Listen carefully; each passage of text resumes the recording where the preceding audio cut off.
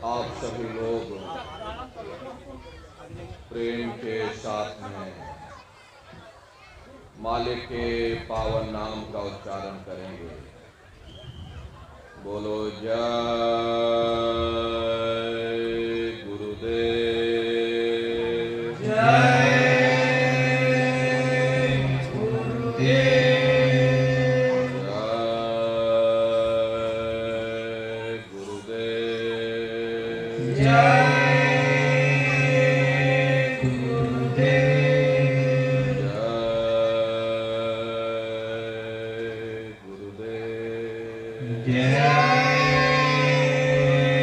गुरुदेव।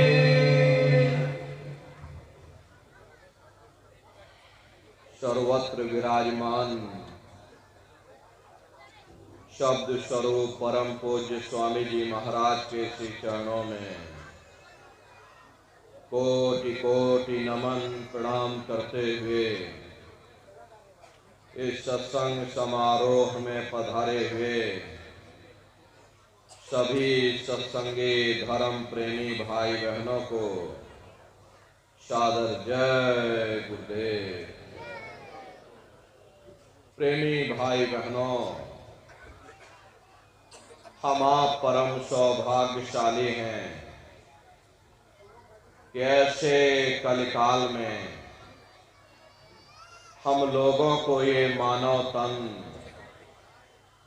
ये मनुष्य शरीर प्राप्त हुआ है। उससे भी परम सौभाग्य की बात है कि इस मनुष्य रूपी मंदिर में बैठ करके हम लोगों को सत्संग सुनने का ये अवसर मिल रहा। सत्संग जल जो कोई पावे, मैलाई सब कट कट जावे। ये सत्संग है, ये कोई किस्से और कहानियां नहीं, नाच गाना ढोल और मजीरा नहीं। ये महात्माओं की अजर अमर वाणियां हैं।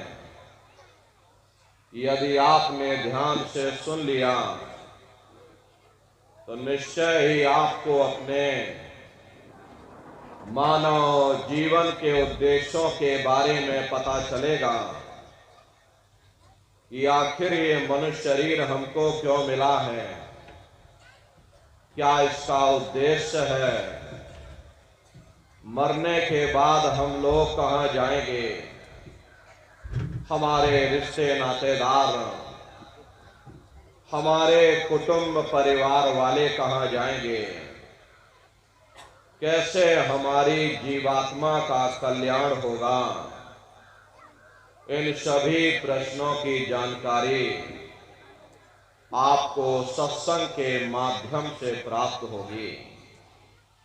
इसलिए प्रेमी भाई बहनों, जो भी वचन वाणी आपको सुनाई जाए, प्रेम और प्यार के साथ बैठ करके एक एक वचन को बड़े ध्यान के साथ आप लोग सुनिएगा, क्योंकि अधिकतर यह देखा जाता है कि जब कभी सत्संग होता है तो हम लोगों को नींद आ जाती, हम लोग सो जाते या एक दूसरे से बातचीत करने में उलझ जाते। तो उससे होता क्या है, सत्संग के वचन छूट जाते हैं, कड़ी से कड़ी टूट जाती है, फिर हम लोग अर्थों को समझ नहीं पाते और अर्थ का अनर्थ कर देते। इसलिए प्रेमी भाई बहनों, जो भी थोड़े बहुत वचन आपको सुनाए जाएं, उन वचनों को बड़े ध्यान के साथ आप लोग सुनिएगा। महात्माओं के सत्संग में कभी किसी जात और बिरादरी, किसी कौम या मजहब या किसी भी व्यक्ति की कभी कोई निंदा, चुगली, आलोचना या किसी की यहाँ बुराई नहीं की जाती। सत्संग कैसे जानिए, जिते कै नाम वखान, सत्संग वह जगह है जहां केवल शब्द या नाम का प्रचार किया जाता, उस मालिक से मिलने का प्रेम और प्यार पैदा किया जाता। हम आप परम सौभाग्यशाली हैं, यह अवसर हम लोगों को मिला हुआ है। जो भी थोड़े बहुत वचन आपको सुनाए जाएं, प्रेम और प्यार के साथ बैठ करके एक एक वचन को बड़े ध्यान के साथ सुनिएगा और समझने की कोशिश करिएगा। ये सीढ़ी हटाओ यहाँ। प्रेमी भाई बहनों, यह मनुष्य शरीर हम लोगों को बड़े सौभाग्य से प्राप्त हुआ है। ये जीवन बहुत अनमोल है। उस परम पिता परमात्मा ने हमको यह जीवन केवल इसीलिए दिया है ताकि हम जीते जी उस प्रभु की भक्ति करके अपनी जीवात्मा का कल्याण करा सकें। ये 5 तत्वों का पुतला, ये पंच भौतिक शरीर हम लोगों को एक निश्चित समय के लिए मिला हुआ। एक निश्चित समय को हम आप नहीं जानते हैं, किंतु जिसका ये मकान है, जिसका ये शरीर है, वो अवश्य ही जानता है। और समय पूरा हो जाने पर मकान मालिक जबरदस्ती उस मकान को खाली करवा देगा। उस समय न जमीन जायदाद काम आएगी, ना ये धन और संपत्ति काम आएगी। जीवात्मा को निकाल करके इस शरीर से बाहर कर दिया जाएगा। ये शरीर हमारा आपका यही जमीन पर गिर पड़ेगा, क्योंकि जीवात्मा के निकल जाने के बाद में ये शरीर सिर्फ एक माटी का पुतला है, उससे ज्यादा कुछ भी नहीं। आप इस मिट्टी के पुतले को ले जाकर शमशान भूमि पर जला करके राख कर दोगे, हमारा आपका नाम, हमारी आपकी जात और बिरादरी उसी शमशान भूमि पर जल करके राख हो जाएगी। प्रेमी भाई बहनों, इस दुनिया में हित मित भाई बंधु, रिश्ते नातेदार, कुटुंब परिवार वाले, इनमें से कोई भी चीज तुम्हारी जीवात्मा को इस अधोगति से बचा नहीं सकती। हम कौन हैं, हम कहां से आए हैं और हमें जाना कहां है, ये मानव मात्र के लिए एक कठिन प्रश्न बना हुआ है। इस प्रश्न का हल तब तक नहीं होगा जब तक इस धराधाम पर कोई संत महात्मा फकीर न मिल जाए। इसीलिए वह मालिक अति दया और कृपा करके संतों महात्माओं को धरती पर भेजते हैं और संत महात्मा फकीर यहाँ पर आकर के हम जीवों को समझाने की कोशिश करते कि भाई हम आए वही देश से जहां तुम्हारो धाम, तुम सबको घर पहुंचावना एक हमारो काम। हम उसी देश से आए हैं जिस देश के तुम रहने वाले हो, परंतु तुम अपने सच्चे देश को छोड़ करके इस झूठे काल और माया के देश में फंस गए। यह देश तुम्हारा देश नहीं, तुम्हारा देश सचखंड है। ये कौम तुम्हारी कौम नहीं, तुम्हारी कौम सतनाम है और ये जीवात्मा उस सतनाम रूपी समुद्र की बूंद है।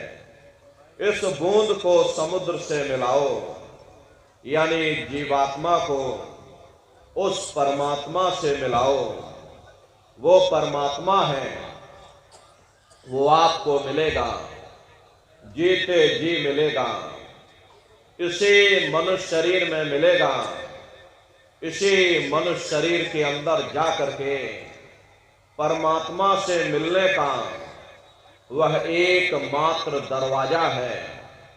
उस दरवाजे का भेद केवल संतों महात्माओं को ही प्राप्त है। ये दुनिया के लोग, दुनिया की आवाम जनमानस दुनिया के ज्ञान को पढ़ करके अहंकार में डूबे रहते हैं कि हमसे बड़ा कोई ज्ञानी यहाँ नहीं है। लेकिन उनको ये नहीं मालूम, जहाँ ये दुनिया का ज्ञान समाप्त होता है, उसी के सिर की चोटी से ये आध्यात्मवाद, आत्मा और परमात्मा का ये गूढ़ ज्ञान, रहस्य विज्ञान प्रारंभ होता। उस विज्ञान को पाने के लिए सबसे पहले यह जरूरी है कि पहले आप लोग मानवतावादी बनो, मानव धर्म और मानव कर्म को अपनाओ। अरे मानव धर्म क्या है?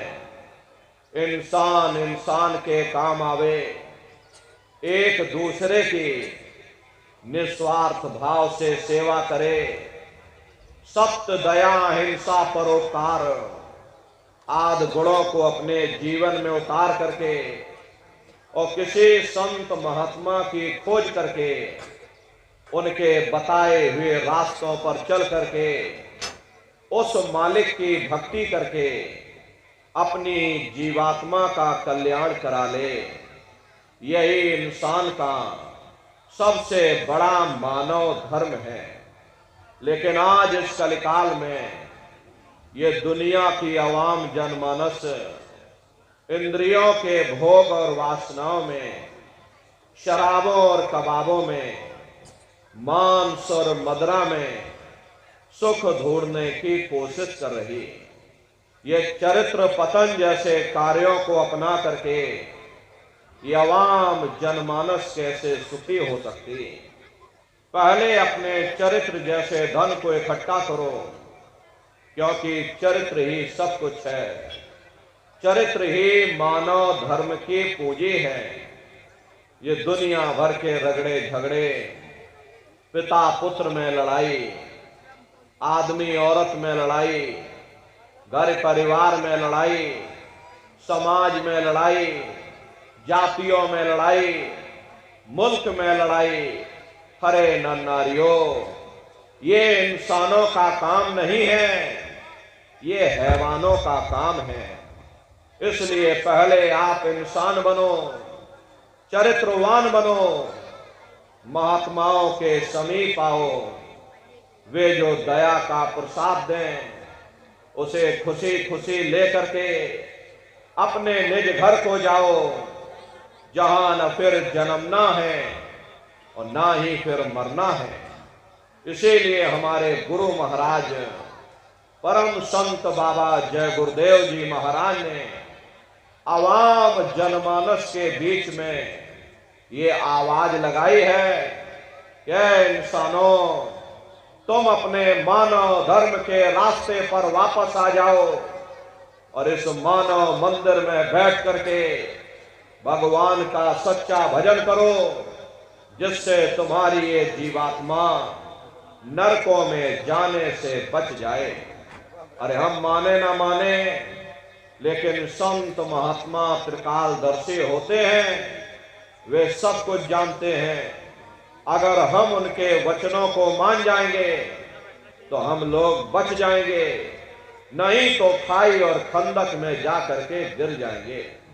इसीलिए अभी वक्त है उस मालिक से सच्ची प्रार्थना करने का, भगवान के सामने अपने गुनाहों की माफी मांगने का, धर्म मजहब के नाम पर लड़ने झगड़ने का नहीं, जात बिरादरी के नाम पर लड़ने झगड़ने का नहीं। अरे हमने बहुत लड़ लिया, बड़े बड़े झगड़े और फसादे की, बड़ी बड़ी नुक्ताचीनी की, सिवाय नफरत के हमको क्या मिला।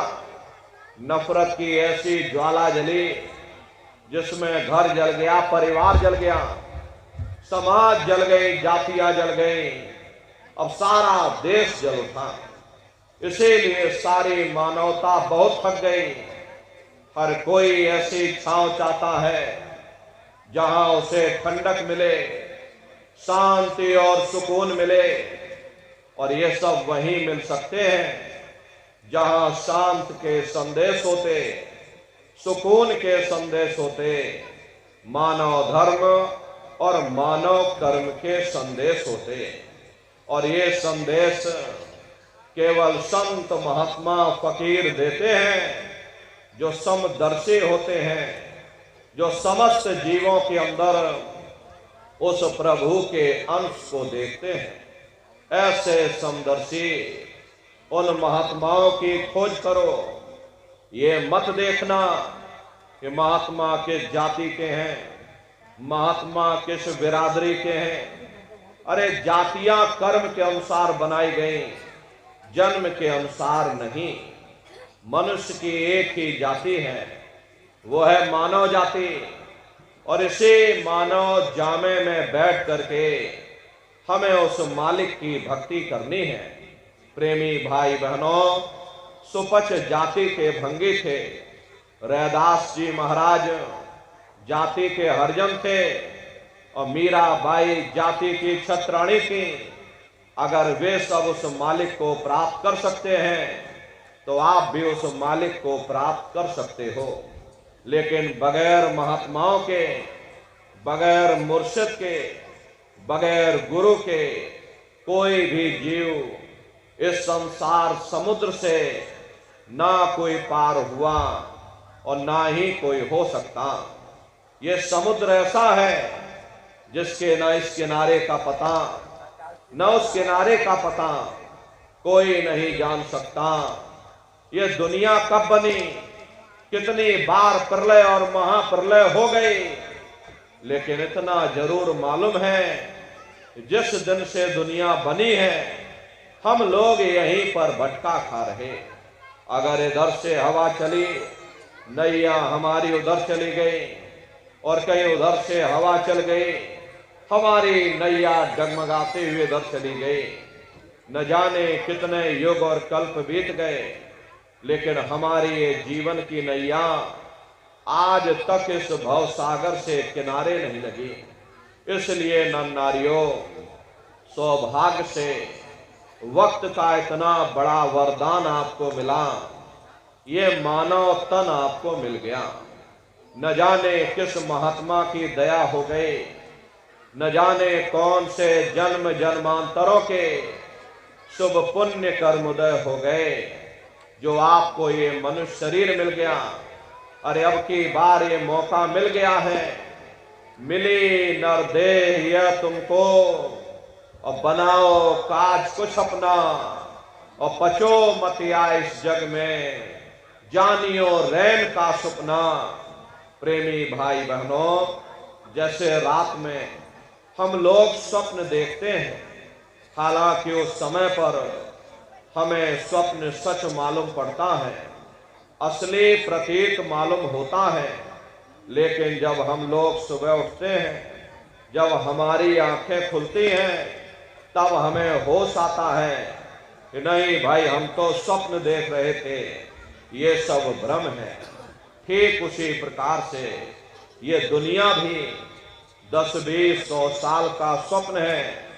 अब आप कहोगे हम जाग रहे, परंतु प्रेमी भाई बहनों, ऐसा हरगिज नहीं है। जिस दिन मौत का वक्त आएगा, अरे हम लोग रोएंगे, हाय हाय करके चिल्लाएंगे कि हाय, हमने सारी जिंदगी यूं ही स्वप्न में गुजार दी, जागने का समय तो अभी आया था, जो कुछ करना था अभी करना था।